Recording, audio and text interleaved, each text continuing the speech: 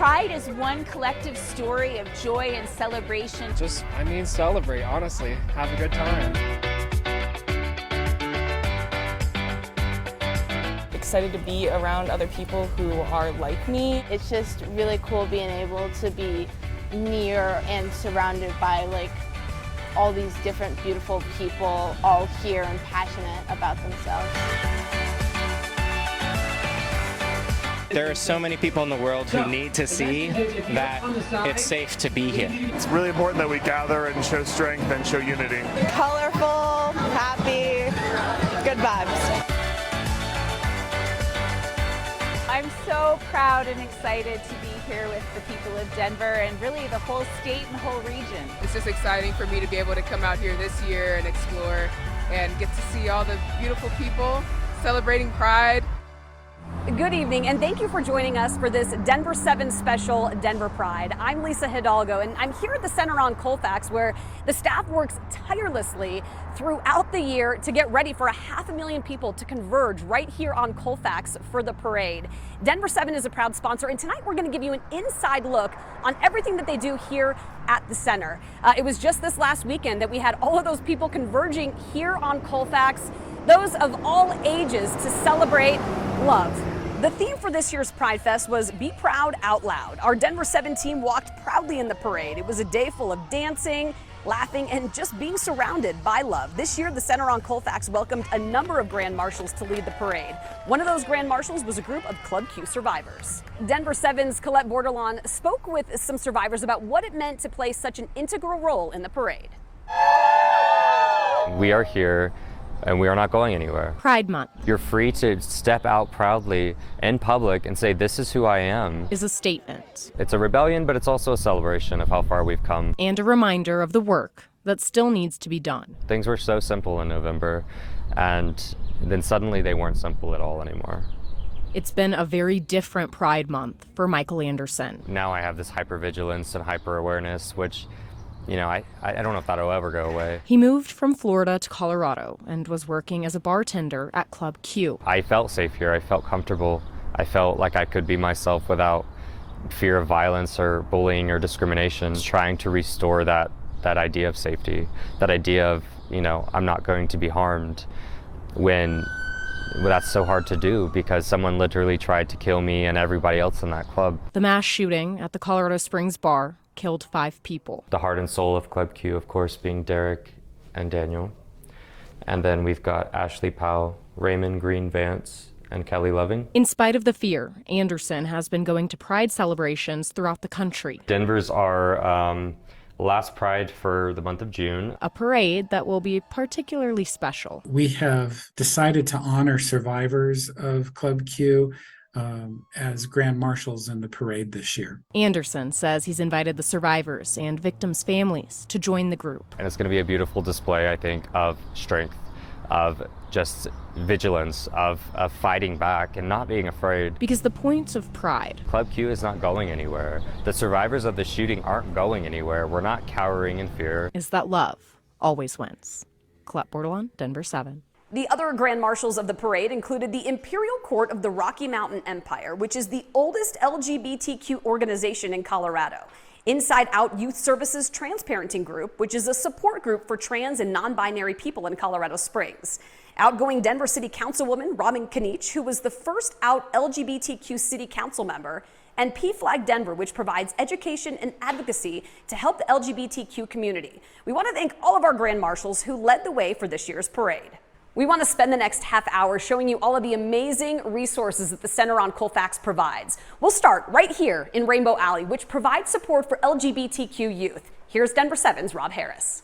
Ellis knows what it means for their child to not see themselves represented in their community. My family and I relocated based on the presence of the center in Denver. We were living on the western slope. Ellis says a lack of community and proper access to health care services prompted their statewide move. It's been a refreshing consistent presence of LGBTQ community. Ellis and their family found that community through the Rainbow Alley program at the Center on Colfax. So Rainbow Alley is our youth program, and it's intended for youth 10 to 17. Sandra Zapata is the director of youth services at the Center on Colfax. They say Rainbow Alley provides a lot of after-school events like cooking classes, movie nights, and rock climbing. But Rainbow Alley's biggest event is the Queer Prom. We used to have Queer Prom years ago when before the pandemic, and Rainbow Alley had to close down, and it was requested last year by a lot of folks, so we decided that this year we would bring it back and see what would happen. We put it out there, and then we had 115 youth participants. It's events like these that Ellis says are life-changing for their kiddo. It's a space where my kiddo can leave the world in which they don't see themselves well represented and enter into a world in which there's full representation, and as they have said, they can see themselves in the people they spend time with. And as a parent of a queer child, Ellis is confident that Rainbow Alley will help set their child up for success for the rest of their life. I see this as being a lifeline that will continue to support them regardless of where I am. Rob Harris, Denver 7. But these resources don't just end with the youngest members of our community. The older members need support too. The West of 50 program here at the center provides support for those in our community that are 50 and older and their allies. Katie LaSalle met with some of those members. Steve Calcagno and Avis Blankenship know the hardships of growing up in a less accepting world. Not being accepted. My father just totally did not accept me, and it was pretty bad. Psychological and emotional abuse from both of their families tried to keep them down, but both rose above that. The joy at age 65, seeing dreams come true.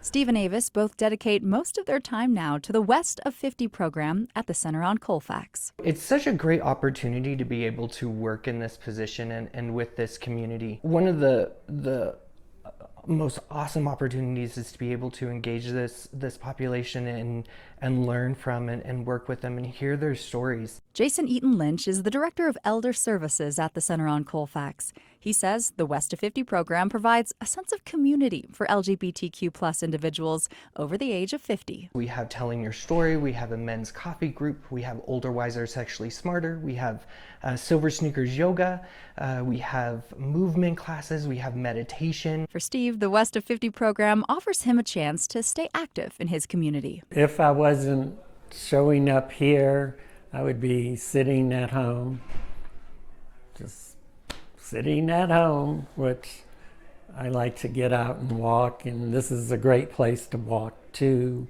And you get friendships from coming here. And for Avis, it offers a chance to lean into her passions. Sometimes when I get in a real wound up mood, I do a lot of writing, and I didn't really have anyone to share that with, and there's a group here on Mondays, Telling Your Story, where we do exactly that. They both say they hope to inspire younger generations to continue changing the world. I want them to know it is going to be okay, and please stay with us. I have a lot of faith in our youth, and I believe in them. I believe in you, youth, young people. I'm Katie LaSalle for Denver 7. We just love seeing everyone live their truth, no matter what age they are. That is truly what the essence of Pride is all about. Now, we have a lot more to get through in this half hour. We're going to show you more of the resources here at the Center on Colfax, including a walking tour of LGBTQ history here in Denver. As we head off to break, here's a look at some of the images from years past Pride.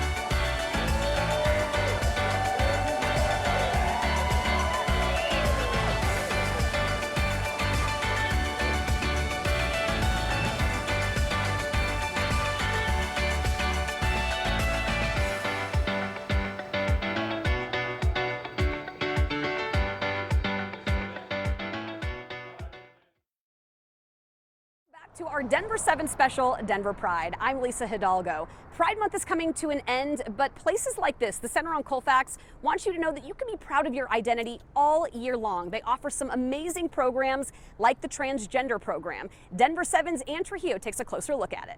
The transgender program at the Center on Colfax. Oftentimes we may not have the words or the understanding for the experiences that we're navigating. Is a place for everyone to be seen for who they are. What we're experiencing is real in a lot of ways, and who we are real, valid people. Sable Schultz is the manager of the transgender program, which is meant to provide support services for people of all gender identities. We have non-binary support groups, we have support groups for trans women, support groups for trans masculine folks. We have a all-gender support group. Sable also helps outside businesses and organizations become more knowledgeable of gender-diverse people. We do awareness training, so we go to businesses, organizations, healthcare providers to talk about transition-related care, transition-related needs, how to be respectful and supportive of transgender and gender-diverse people. The program works with the Colorado Name Change Project,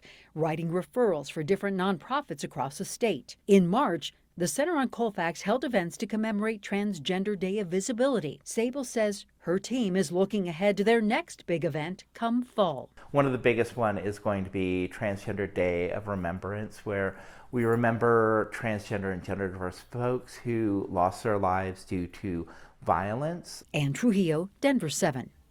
Did you know that trans women of color are actually credited with leading the way during the Stonewall riots? In fact, women like Marsha P. Johnson and Sylvia Rivera, they fought back against police brutality to lead us to the pride that we know today. Learning about the history of where we came from can help inform what our future looks like. Denver 7 photojournalist Richard Butler gives us a closer inside look at the LGBTQ walking tour that the Center and History Colorado provides.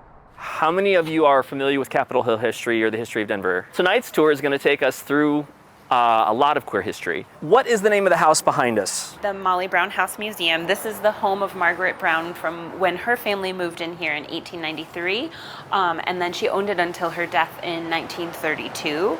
When she died, it ended up being a home run by Art Leisering for single gentlemen. So, you're a queer person. I want you to all put on your 19th century hats, and you're living in 19th century Denver. You're suspected of being a homosexual, which at that time didn't have many consequences, but if you were caught having sodomy, could guarantee you the death penalty. If you got your walking shoes on, you'll follow me, please. We're gonna head right down here to 1453 Pennsylvania. Between 1974 and 1976 was the Gay Coalition of Denver. Denver was actually experiencing a period of a civil rights explosion, but gay people just didn't have an organization that could do it for them. Within 3 months of the GCD forming, the Denver police began arresting men for solicitation of gay sex, which had been decriminalized in 1971. So technically the police were on the wrong. We're gonna go up to Colfax briefly. It was named after Schuyler Colfax, who was Speaker of the House in 1860. Queer people lived along this corridor, opened businesses along this corridor. Let's go on to St. Paul's and we'll continue the journey. It was home to one of the first homes of the Colorado AIDS Project around 1985. And from this network, within stone's throw, are 3 HIV/AIDS hospices, including one donated by a gay couple today, which serves people living with HIV/AIDS as housing. Welcome to Sodomy Circle. And I don't literally mean this circle here. The road around the Capitol was kind of colloquially known as Sodomy Circle because of the survival sex work that folks in this community were forced to do in the 1970s. Let's imagine that we're young people and that we're kicked out of our homes. We end up at the bus station downtown Denver, and we don't have a choice because we're starving. Our last stop is going to be the Olin Hotel. In the 1950s, the Denver Area Mattachine Society met here. They are a remarkable group in that they are the first to organize gay people in the Denver area. In the conclusion of this tour, I hope that in the process of learning about this, you've uncovered multiple facets of queer history, the least of which I hope that you'll tell to someone else tonight. The center also offers a GPS-led audio tour that you can access right from your smartphone. You can find out more about that on their website at lgbtqcolorado.org. All right, it's time for a break, and as we head to break, we have more images from Pride in the past. We'll see you in 3 minutes.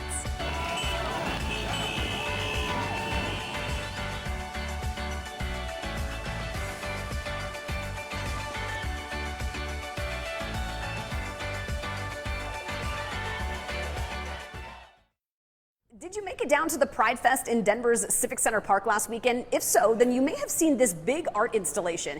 It was created by Denver artist Lonnie Hands-On. The piece is meant to speak to the current culture around LGBTQ rights nationwide. Lonnie has been creating large art installations for Pride for years now. Denver 7's Micah Smith got a chance to talk to Lonnie about this year's piece ahead of Pride weekend.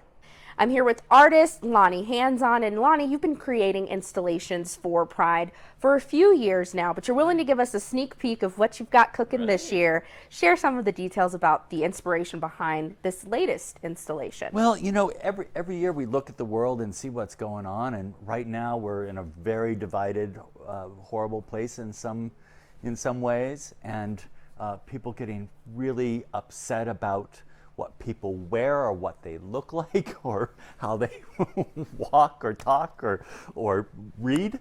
And so I always start with looking at the issues, and then we try to find a sweet spot, a spot that we can be assentive from, positive from. And so this year we're taking a bunch of very large corn syrup totes, of all things, making a big base because we can put water in them and make a very heavy base.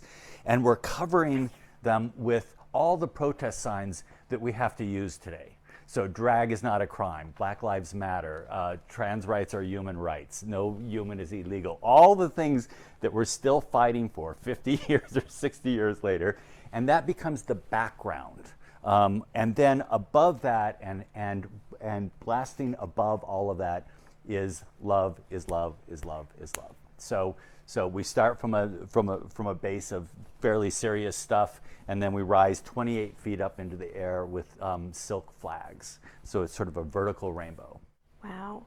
What was, I guess, your own personal life experience that helped feed into your inspiration for the installation?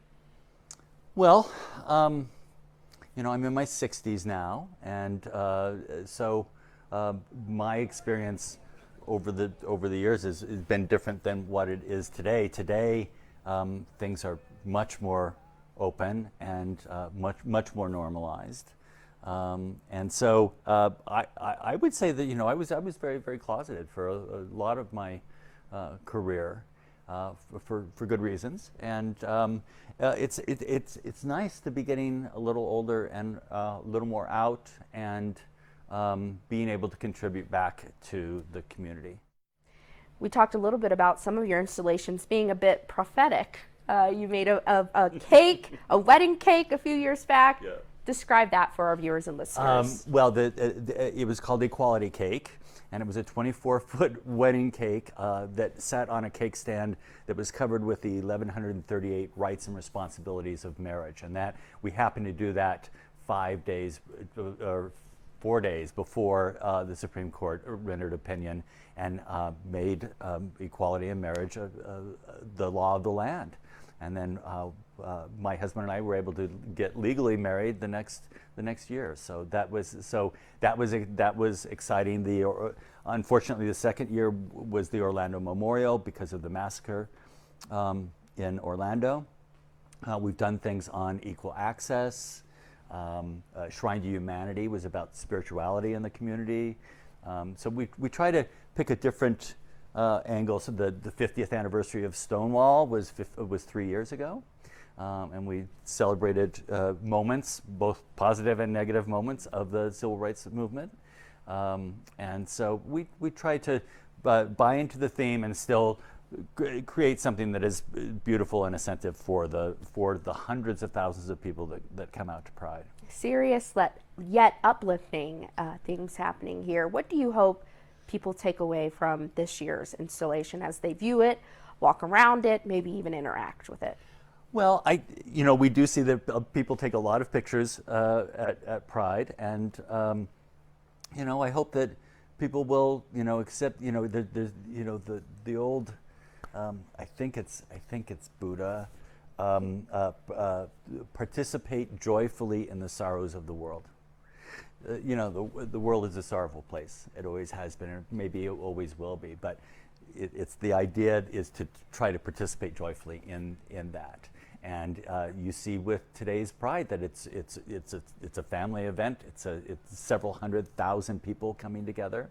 And I'm seeing that Pride is becoming more and more about diversity and about everyone being able to coexist, which is really exciting. Thank you so much for spending your evening with us here tonight. And we want to give a huge shout out, a huge thank you to the Center on Colfax for putting together yet again another very successful Pride weekend. We know Denver 7 will be out here again next year for the Pride Parade, and we hope that we've inspired you not only to be out here for the parade, but to spread a little love. Thanks and have a great night.